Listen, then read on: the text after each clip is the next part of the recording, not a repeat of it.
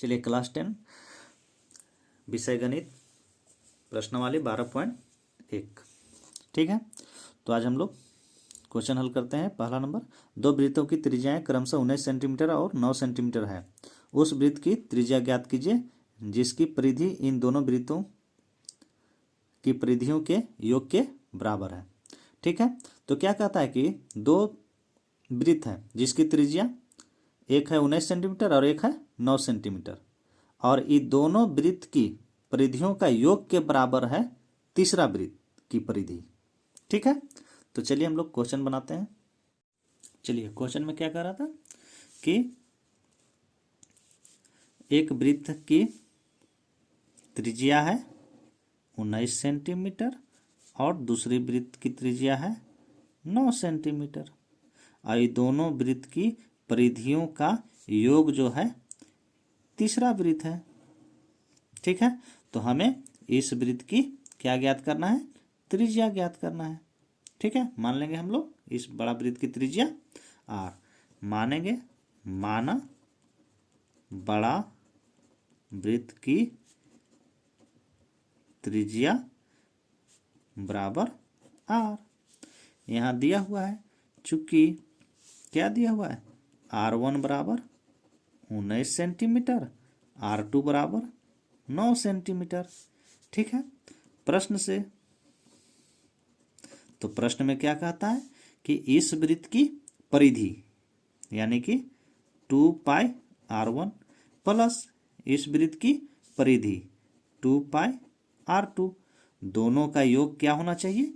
इस वृत्त की परिधि यानी कि 2 पाई बड़ा r। ठीक है, या 2 पाई हम लोग मिल रहा है दोनों में, 2 पाई बाहर हो जाएगा, r1 प्लस r2 अंदर बचेगा बराबर 2 पाई r। ठीक है, या हम लोग लिख सकते हैं इसको r1 प्लस r2 बराबर 2 पाई बड़ा r बटा में, ये गुना में है तो बराबर को सट जाएगा तो भागा में, 2 पाई से 2 पाई खत्म, क्या बचेगा मेरा?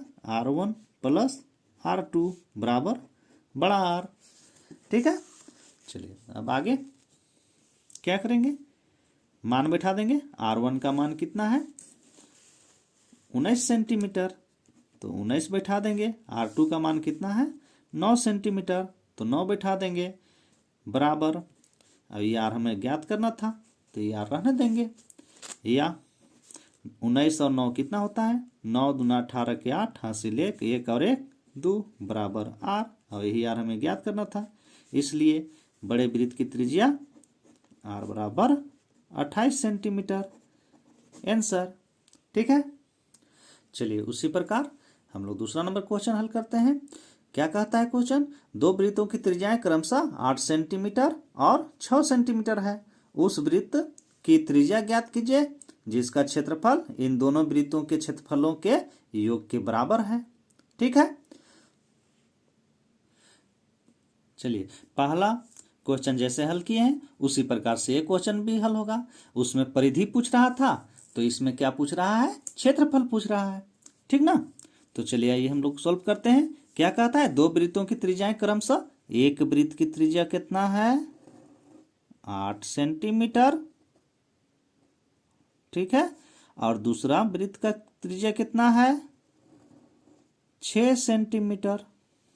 ठीक है, तो इस वृत्त का क्षेत्रफल और इस वृत्त का क्षेत्रफल, दोनों का क्षेत्रफल का योग क्या है? तीसरा वृत्त है। ठीक है, तो तीसरा वृत्त है, ये दोनों वृत्तों का क्षेत्रफल का योग के बराबर है ये तीसरा वृत्त, और इसी का हमें त्रिज्या ज्ञात करना है। मान लेंगे r। ठीक है, मानेंगे माना बड़ा वृत्त की त्रिज्या बराबर r सेंटीमीटर। ठीक है, अब दिया हुआ है क्या है?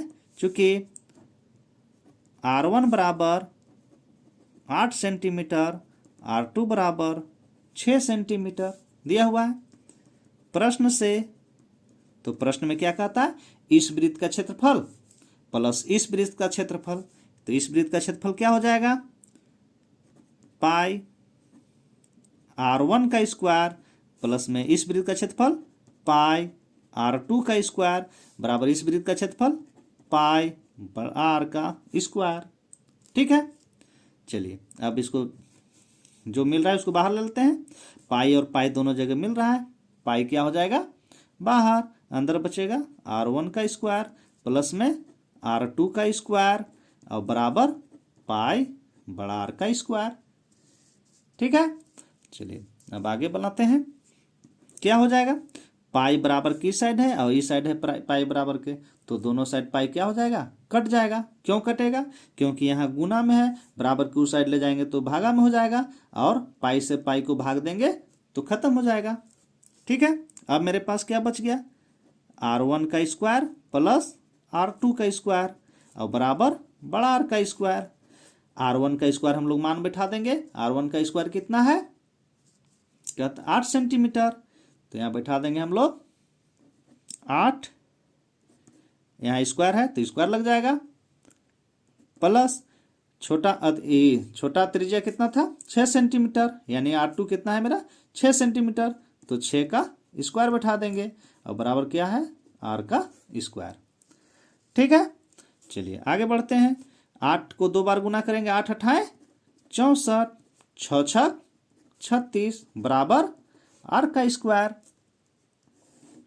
अब 64 और 36 को जोड़ देंगे, कितना हो जाएगा 100 बराबर R का स्क्वायर, या इस R का स्क्वायर को इधर लिख देंगे और इस 100 को इधर लिख देंगे, बराबर के इस साइड से उस साइड ले लेंगे तो मेरा क्या हो जाएगा, अगर इसको सब उठा के इधर ले आते हैं और सब उठा के उधर ले जाते हैं तो चिन्ह वही रह जाता है। ठीक ना, चलिए आगे आते हैं। क्या हो जाएगा, R बराबर स्क्वायर हटाएंगे तो इधर जाके वर्गमूल लग जाएगा, या R बराबर 100 का वर्गमूल कितना होता है 10 होता है, इसलिए R का त्रिज्या कितना हो जाएगा 10 सेंटीमीटर। आंसर। ठीक है।